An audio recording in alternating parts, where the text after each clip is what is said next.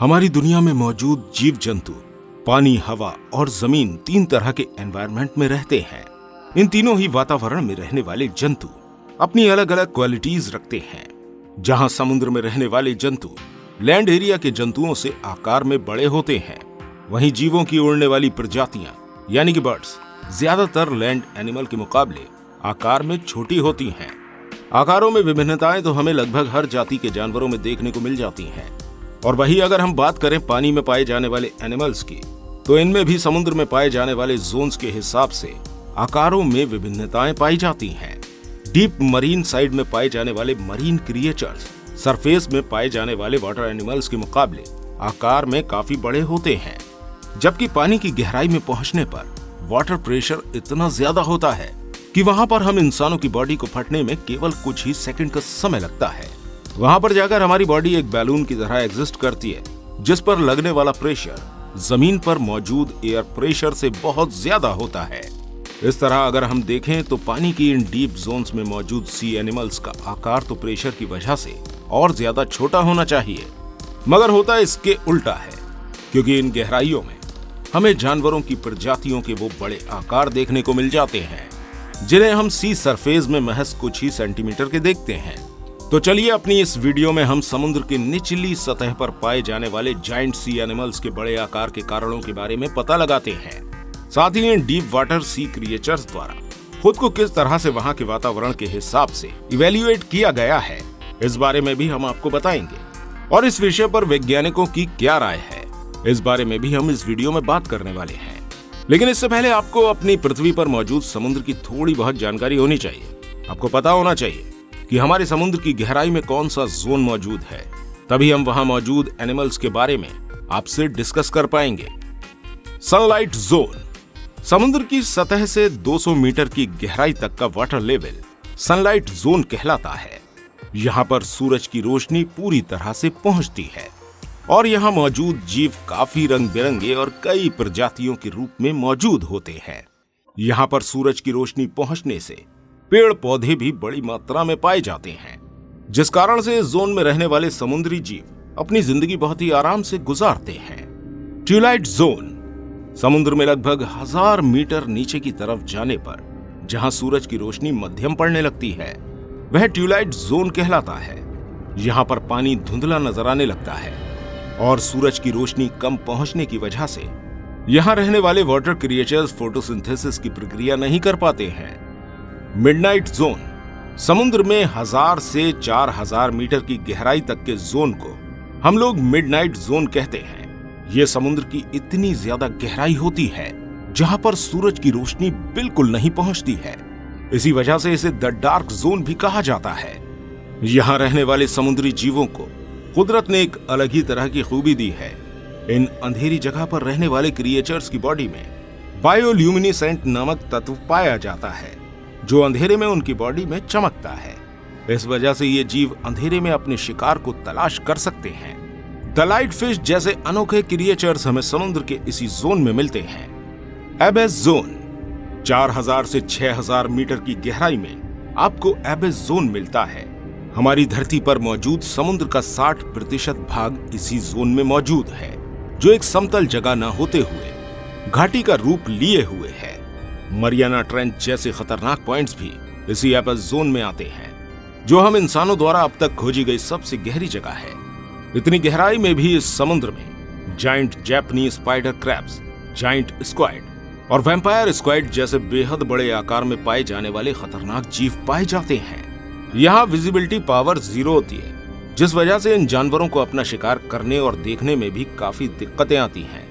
इस वजह से इन जायंट क्रिएचर्स को एक जगह रहकर अपने शिकार के आने का इंतजार करना होता है। समुद्र की इतनी गहराई में सूरज की रोशनी न पहुंचने की वजह से पेड़ पौधे होने की तो उम्मीद बनती ही नहीं है। इसके अलावा यहाँ पर छोटे जीवों के पहुंचने की गुंजाइश भी बिल्कुल नहीं होती।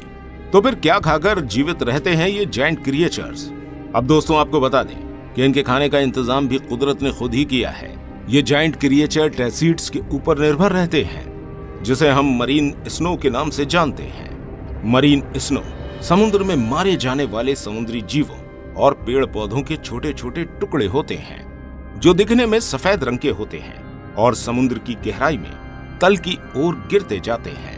इन्हीं गिरते हुए छोटे छोटे टुकड़ों को खाकर ये दैत्य आकार जानवर जिंदा रहते हैं। इसी मरीन स्नो को वैम्पायर स्क्विड जैसे जानवर भी खाते हैं। वैम्पायर स्क्विड ने तो इसको खाने के लिए कुदरती तौर पर अपने शरीर में 2 फिलामेंट भी जनरेट कर लिए हैं, जिनकी सहायता से ये इन मरीन स्नो को खाते हैं। कुदरत द्वारा मरीन स्नो को खाने के तौर पर दिए जाने के बावजूद भी कुछ जायंट क्रिएचर्स कई बार भूखे रहकर मरने की कगार पर पहुंच जाते हैं। ऐसा इसलिए होता है कि ये मरीन स्नो डीप सी के किसी एक भाग में ही गिर पाती है, जबकि बड़े पैमाने पर फैले हुए इस एबिस जोन में जायंट क्रिएचर्स अलग अलग स्थान पर पाए जाते हैं। The Hunter giant animals.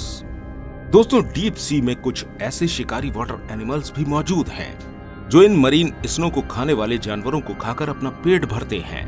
दोस्तों, अगर हम जायंट स्क्विड की बात करें तो 21वीं शताब्दी के शुरू तक हमारे पास एक भी लिविंग जायंट स्क्विड की तस्वीर नहीं थी। हमारे वैज्ञानिकों के पास समुद्र के ऊपरी सतह पर आ जाने वाले मरे हुए जानवरों से संबंधित ही जानकारी होती थी, लेकिन 2004 में पहली बार किसी जिंदा जायंट स्क्विड की फोटो हमारे वैज्ञानिकों द्वारा प्राप्त की गई। इसके बाद इस दैत्य आकार जीव की असली लंबाई के बारे में हमारे वैज्ञानिक सही पता कर पाए। इसकी लंबाई लगभग 13 मीटर के बराबर पाई गई है और इसका वजन 275 किलो था। दोस्तों, ये वही विशालकाय जीव होते हैं जिनका जिक्र सालों पहले की कहानियों में हम सुनते आए हैं कि समुद्र में मौजूद विशालकाय जीव द्वारा किसी जहाज को पलट दिया गया या फिर उसमें मौजूद सभी लोगों को खा लिया गया। वैज्ञानिक रिसर्च के हिसाब से बताते हैं कि इन विशालकाय जीवों का मेटाबॉलिज्म काफी कम होता है, जिसकी वजह से ये बहुत कम खाना खाकर भी लंबे समय तक जिंदा रह सकते हैं। इनकी बॉडी को डेली 45 कैलोरीज ही चाहिए होती हैं, जिस वजह से ये एक छोटी सी मछली को भी खाकर 200 दिनों तक जिंदा रह सकते हैं। इस वजह से ये अपने शिकार का भी पीछा नहीं करते हैं, बल्कि एक जगह पर रहकर ही शिकार का इंतजार करते हैं। अगर इनके नेचर की बात करें तो ये ज्यादा एग्रेसिव नहीं होते हैं और अपना ज्यादातर समय समुद्र में तैरते हुए बिताते हैं। मरीन स्नो खाने वाले एनिमल्स में एक और मशहूर जायंट एनिमल है ग्रीनलैंड शार्क, जो आर्कटिक ओशन के गहरे अंधेरे समुद्र में आपको मिल जाती है। ये मछलियां इस जोन में पाई जाने वाली सबसे बड़ी मछली मानी जाती है, जो लंबाई में 7 मीटर के बराबर होती है। वहीं अगर इसके वजन की बात करें तो इसका वजन 1400 से 1500 किलो के आसपास होता है। 2000 मीटर से ज्यादा गहराई में पाई जाने वाली ये मछलियां -2 डिग्री से लेकर -60 डिग्री टेम्परेचर के ठंडे पानी में रहना पसंद करती हैं। वहीं ये मछली समुद्र में होने वाले बदलावों के बाद भी अपनी पूरी उम्र लगभग 500 साल तक जीवित रहती है, जिनकी एवरेज एज 275 साल मानी गई है। जहां एक और समुद्र में रहने वाले छोटे छोटे जीव 1-2 साल में ही वयस्क हो जाते हैं, वहीं ये मछलियां 150 साल बीत जाने पर ही मेटिंग के लिए तैयार हो पाती हैं। अपनी सारी जिंदगी ज्यादातर शिकार में बिताने वाली इन मछलियों का मेटाबॉलिज्म भी काफी कम होता है, जिस वजह से एक बार शिकार करने के बाद काफी लंबे समय तक खाना नहीं खाती हैं। इन जीवों के बड़े आकार का कारण वैज्ञानिकों की इस बारे में राय है कि समुद्र की गहराई में पानी का तापमान काफी कम होने की वजह से इन जीवों का शरीर ऊपरी सतह के जीवों के मुकाबले काफी बड़ा हो जाता है। माइनस टेम्परेचर में रहने वाले ये समुद्री जीव बाहरी जीवों के मुकाबले आकार में बड़े हो जाते हैं। वहीं समुद्र की गहराई में रहने वाले इन जानवरों का मेटाबॉलिज्म भी उनके आकार को बढ़ाने का काम करता है।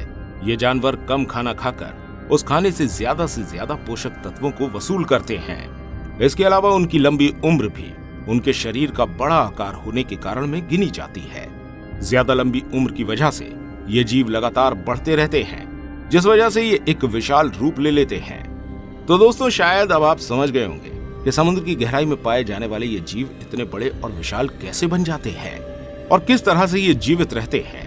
अगर आपको हमारी ये वीडियो पसंद आई है तो इस वीडियो को लाइक और शेयर जरूर कीजिएगा और ऐसी और वीडियोस देखने के लिए हमारे चैनल को सब्सक्राइब करना बिल्कुल मत भूलिएगा। मिलते हैं आपसे अगली वीडियो में। Good bye.